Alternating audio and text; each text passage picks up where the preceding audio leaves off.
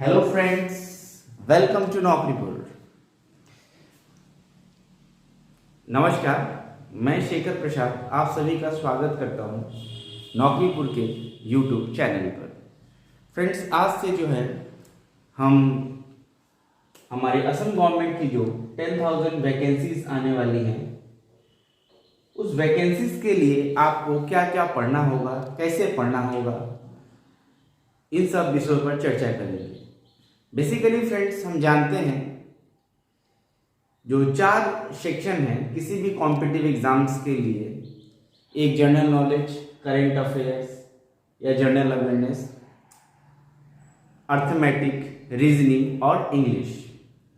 ये 4 सेक्शन में आपका बेसिकली कमांड होना चाहिए किसी भी कॉम्पिटिटिव एग्जाम्स को आपको क्रैक करने के लिए। तो फ्रेंड्स, पार्ट बाय पार्ट हम सभी सब्जेक्ट्स के बारे में समझेंगे।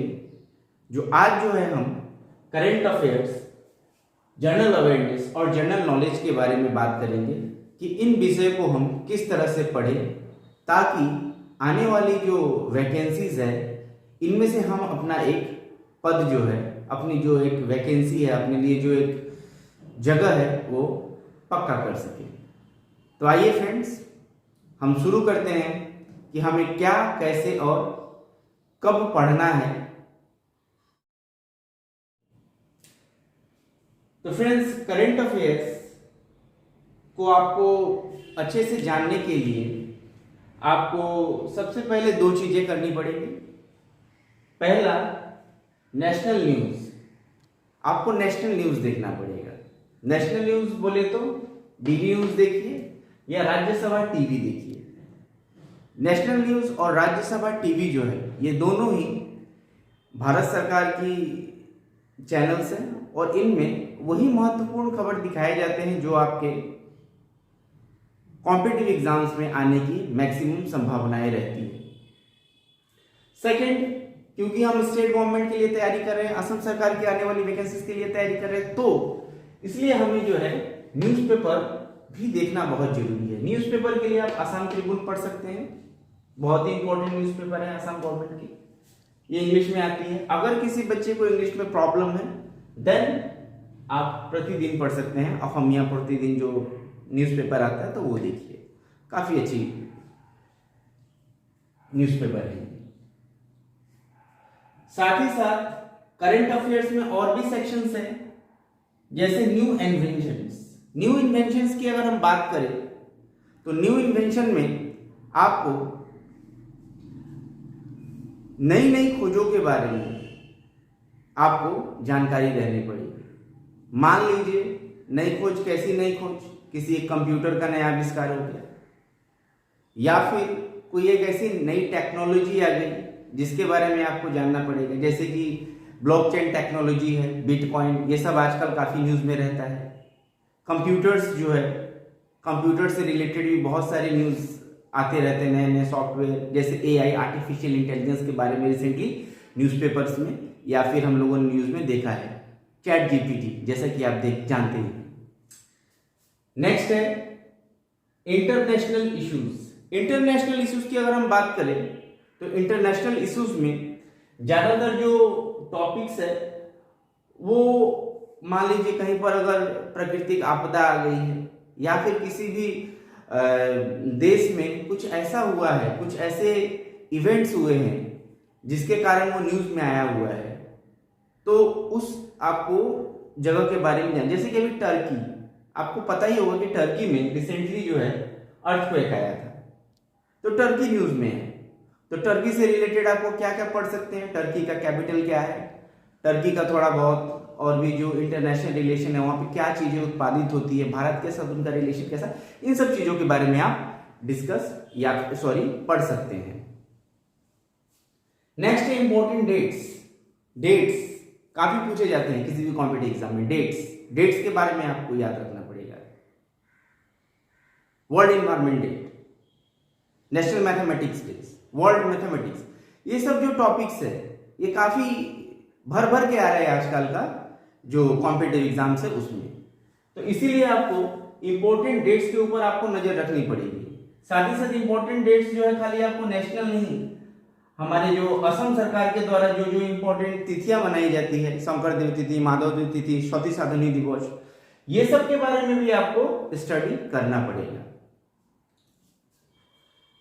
Sports and events, sport and events की बात करें तो जैसे स्पोर्ट्स एंड इवेंट्स है, अभी वर्तमान में आईपीएल चल रहा है। आईपीएल से रिलेटेड जैसे मान लीजिए आईपीएल का फुल फॉर्म क्या है, इंडियन प्रीमियर लीग। आईपीएल में अगर जो टीम जीतेगी या सेकंड रनर अप रहेगा उससे भी क्वेश्चंस आ सकते हैं। ऐसा नहीं कि नहीं आएगा, आएगा, आता भी है। तो इस पर आपको नजर रखनी पड़ेगी, चाहे आप आईपीएल ना देखते हो, ये बात और है।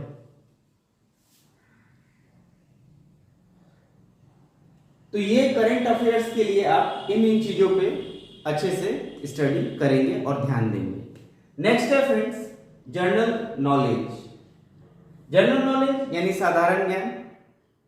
तो जनरल नॉलेज और साधारण ज्ञान को जानने के लिए आपको सबसे पहले जो है हिस्ट्री क्लियर करना पड़ेगा।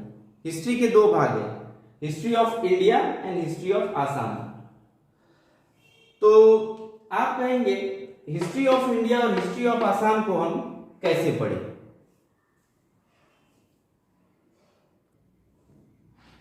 तो हिस्ट्री ऑफ इंडिया और हिस्ट्री ऑफ आसाम को जानने के लिए आप 6 to 8, हिस्ट्री ऑफ इंडिया के लिए आप 6 to 8 नहीं, आप 10 पकड़ लीजिए, 6 to 10। 6 to 10 जो सीबीएसई की जो किताबें हैं, सीबीएसई की जो किताबें हैं उसे आप देख सकते हैं। और आसाम के लिए जो सेवा जो है, सेवा के जो बुक्स आते हैं उनको आप देख सकते हैं। क्लास 6 to 10 पकड़ लीजिए अगर आपका बेसिक स्ट्रॉन्ग नहीं है तो। नेक्स्ट है, साथ ही साथ आप अगर आप चाहें तो लूसेंट का जो जीके का बुक आता है, लूसेंट के बुक से भी आप पढ़ सकते हैं, लूसेंट के बुक से भी आप पढ़ सकते हैं। नेक्स्ट है पॉलिटिकल साइंस।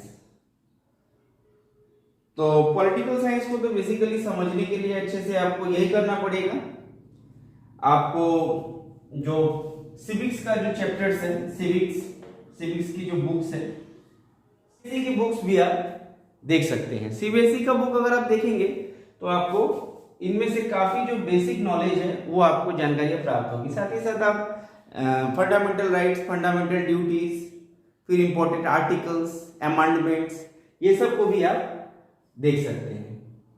साथ ही साथ हमारे जो आसाम का पॉलिटिकल सिनेरियो है, हमारा जो विधानसभा है या फिर राज्यसभा में कितनी सीटें हैं, लोकसभा में कितनी सीटें हैं, इन सब के बारे में भी आप पढ़ सकते हैं। नेक्स्ट है जियोग्राफी। जियोग्राफी पढ़ने के लिए आप 6 to 10 की बुक्स को फॉलो कीजिए। 6-7 में तो आपको जो सोशल स्टडीज की किताब है उसमें आपको मिक्स मिलेगा जियोग्राफी का सेक्टर, और आपको 8-9-10 में आपका जियोग्राफी अलग मिलेगा, अलग किताब होंगी, तो आप उसको पढ़ सकते हैं। इससे इतना ही काफी है, इतना, इससे ज्यादा नहीं पढ़ना है आपको। आप इन सब किताबों को उठा के पढ़िए, इससे ही आपका जो है काफी कुछ सॉल्व हो जाएगा। Geography of Assam, geography of Assam भी इससे पढ़ सकते हैं आप। ज्योग्राफी ऑफ आसाम पढ़ने के लिए सेवा की जो किताबें आती हैं, सेवा की किताब 6 to 10 पढ़ लीजिए, सेवा की किताब काफी। Next science and tech. Science and tech कितना पढ़े, क्यों पढ़े? तो बेसिकली देखा जाता है साइंस एंड टेक जब हम पढ़ते हैं तो उसमें जो है काफी कुछ जो बेसिकली आर्ट्स बैकग्राउंड के जो स्टूडेंट्स होते हैं उनको काफी दिक्कत आता है। पीरियोडिक टेबल, एटॉमिक नंबर्स, ये सब चीजें आपको पढ़ना पड़ता है, लेकिन नहीं, आपको रॉकेट साइंस नहीं पढ़ना, इतनी सारी चीजें नहीं पढ़नी है। थोड़ा बहुत जो इन्वेंशन है, जो नई नई बातें हैं, उसके बारे में भी आप यहाँ पर पढ़ सकते हैं, जो नए नए इन्वेंशन हो रहे हैं। साथ ही साथ आपको करंट अफेयर्स में भी नजर रखनी है, जो नए नए इन्वेंशन आ रहे हैं वहीं से कॉम्पिटिटिव एग्जाम में कॉमन आ जाता है। साथ ही साथ कुछ इंपॉर्टेंट इन्वेंशंस अगर आप याद रख सके तो इंपॉर्टेंट है, वो हो सकता है आ जाता है। आर्ट एंड कल्चर काफी इंपॉर्टेंट है, art and culture of Assam, art and culture of India, दोनों काफी जरूरी है। आपका इसमें किसी स्टेट का आपको पूछ देगा कि ये जो कोई भी एक कपड़ा पूछ देगा ये किस स्टेट का है। किसी भी स्टेट का आपको पूछ देगा ये जो डांस है इस किस स्टेट का है, म्यूजिक किस स्टेट का है। किसी भी जाति के बारे में पूछ देगा, किसी फेस्टिवल के बारे में पूछ देगा कहाँ का है ये।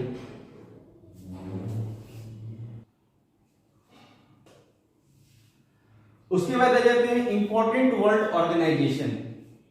जो दुनिया के इंपॉर्टेंट ऑर्गेनाइजेशंस है, वर्ल्ड के जो इंपॉर्टेंट ऑर्गेनाइजेशन है, जैसे वर्ल्ड बैंक हो गया, यूएनओ हो गया,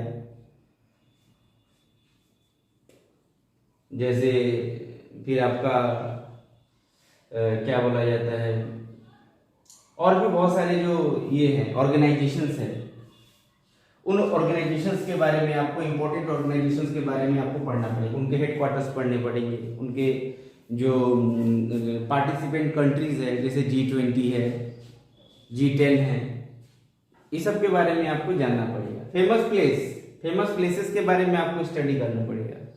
फेमस प्लेसेस की अगर हम बात करें तो फेमस प्लेस में आप किसी भी जगह का जो इम्पोर्टेंट लोकेशन है, जैसे चार मीनार कहाँ पर है, जंतर मंतर कहाँ पर अवस्थित है, फिर से आपका ताजमहल कहाँ पर है, कोणार्क टेम्पल ये कहाँ पर है, इस प्रकार के फेमस प्लेसेस के बारे में आपसे पूछा जाता है। लेकिन कितने सारे फेमस प्लेसेस है, किनको याद करें और किनको नहीं, किनको याद रखें? तो फ्रेंड्स याद रखिए, जो जगह करंट टॉपिक में बने हुए हैं, अभी टॉपिक में बने हुए हैं, उन सब फेमस प्लेसेस के बारे में आप स्टडी कीजिए। उसके बाद आ जाते हैं राइटर्स में आपको बेसिकली आजकल जो असम के कॉम्पिटिटिव एग्जाम से पूछे जा रहे हैं हमारे असम में, वो राइटर्स का किसी भी एक बुक के बारे में दे दिया जाएगा और उनके बारे में पूछ लिया जाता है, या फिर किसी भी राइटर के बारे में जिनको उपाधि मिली है, बिहोगी बोली कवि बोली काक जो ना जाए, रसोराज बोली काक जो ना जाए, बिहोगी कवि रघुनाथ चौधरी, उसके बाद रसोराज लक्ष्मीनाथ बेजबरुआ जी को कहा जाता है, अहम केसरी किसको कहा जाता है। तो ये सब चीजें आपको पूछा जाएगा। बुक्स का भी नाम पूछ ले रहा है, बीच बीच में पूछ ले रहा है बुक्स के भी नाम। जैसे सोनेट है, असम का पहला सोनेट जो है वो कौन सा है, प्रियतोमार सिटी, इस प्रकार के प्रश्न भी आ जाते हैं। फिर एसएमएस हीरोज, हमारे जो एसएमएस हीरोज हैं एंशिएंट पीरियड से लेके अभी तक जो हमारे एसएमएस हीरोज रहे हैं, उनके बारे में भी आपको क्वेश्चंस बहुत सारे पूछे हुए देखे गए हैं। ठीक है, कनकलता बरुआ के बारे में, कुशल कुंवर जी के बारे में, इन सभी के बारे में आपको पढ़ना है। कंट्रीज एंड कैपिटल्स बहुत सारे पूछे गए थे इस बार। कंट्रीज और कैपिटल्स बहुत सारे पूछे गए हैं इस बार। जो थर्ड ग्रेड में तो नहीं आया था, इसे जो फोर्थ ग्रेड का एग्जाम हुआ था उसमें बहुत सारे क्वेश्चन आए थे कंट्री एंड कैपिटल्स से, वो सब आपको याद रखना पड़ेगा। कंट्री एंड कैपिटल्स, हैंडीक्राफ्ट्स यानी हाथ से बने हुए सामान जो है किस जगह का किस तरह से ये है। मान लीजिए टेराकोटा किस लिए फेमस है, तो टेराकोटा हमारे धुबड़ी में जो टेराकोटा है, आसारी गांधी, वो जाना जाता है टेराकोटा के नाम से आसाम में। फिर से मैनचेस्टर ऑफ नॉर्थ ईस्ट किसको कहा जाता है। और भी बहुत सारे जो हैंडीक्राफ्ट्स के बारे में बहुत सारे क्वेश्चंस आते हैं। तो ये सब टॉपिक्स जो है आपको बेसिकली पढ़ना है। तो कौन सा चीज कहां से पढ़े, ये तो मैंने आपको ये जानकारी दे दी। अब आपको अगर मान लीजिए हिस्ट्री पढ़ना है तो हिस्ट्री बुक के लिए मैं आपको रिकमेंड करूंगा ये जो शैलेन वैश्य के द्वारा लिखा गया ये जो बुक है, ये काफी हेल्पफुल बुक है सभी स्टूडेंट्स के लिए। ये आप परचेस कर सकते हैं। ये किताब ये बहुत बहुत हाईली रिकमेंडेड किताब है किसी भी असम के कॉम्पिटिटिव एग्जाम के लिए। आप इसको खरीद सकते हैं और इसे पढ़िए। इससे बहुत क्वेश्चंस जो है हर कॉम्पिटिटिव एग्जाम्स में कॉमन पड़ता है। साथ ही साथ लूसेंट का आप जीके का बुक फॉलो कर सकते हैं। लूसेंट का जीके का बुक वो भी आप देख सकते हैं, इससे भी बहुत सारे क्वेश्चंस आते हैं। उसके बाद मैं आपको एक बुक रिकमेंड करूंगा, काफी कम कीमत है इसकी, 40 रुपए दाम है। ये अरिहंत का आता है, मनोहर पांडे द बुक नेम मनोहर पांडे। मैं आपको दिखाता हूँ खोल के। ये मनोहर पांडे ये जो किताब है, ये देखिए, ये मनोहर पांडे ये जो किताब है, इसे आप खरीद लीजिए। इसको क्विक रिवीजन के लिए इस किताब का आप ज़्यादा से ज़्यादा इस्तेमाल कीजिए। मैं आपको पक्का वादा देता हूँ कि आप किसी भी कॉम्पिटिटिव एग्जाम को आराम से पास कर सकते हैं, क्रैक कर सकते हैं। साथ ही साथ नेशनल इवेंट्स के लिए, नेशनल न्यूज के लिए DD news, Rajya Sabha news, newspaper पढ़िए, असम ट्रिब्यून, प्रतिदिन, एसएमएस का। और साथ ही साथ जिन जिन टॉपिक्स पे आपको बताया गया है, यूट्यूब की वीडियोस देखिए। मैं भी आप लोगों के लिए वीडियो बनाऊंगा सारे टॉपिक पर, पॉलिटिकल साइंस पे, geography, science, tech, art and culture, सभी चीजों पे मैं आप लोगों के लिए वीडियो बनाऊंगा। टारगेट 10,000 वैकेंसीज हम इसे लेके रहेंगे। तो फ्रेंड्स, आज का वीडियो मैं आप सभी के लिए इतना ही लेके आया था, जनरल नॉलेज और जनरल अवेयरनेस के बारे में। नेक्स्ट डे जो टॉपिक होगा वो मैं रीजनिंग और अर्थमेटिक और इंग्लिश अलग अलग पार्ट्स में लेके आऊंगा। ये पार्ट 1 वीडियो था, जनरल नॉलेज और जनरल अवेयरनेस के बारे में आपको क्या क्या पढ़ना है। थैंक यू वीडियो देखने के लिए फ्रेंड्स। अगर आपको ये वीडियो अच्छा लगा हो तो काइंडली लाइक कीजिए, सब्सक्राइब कीजिए और शेयर कीजिए। Thank you everyone.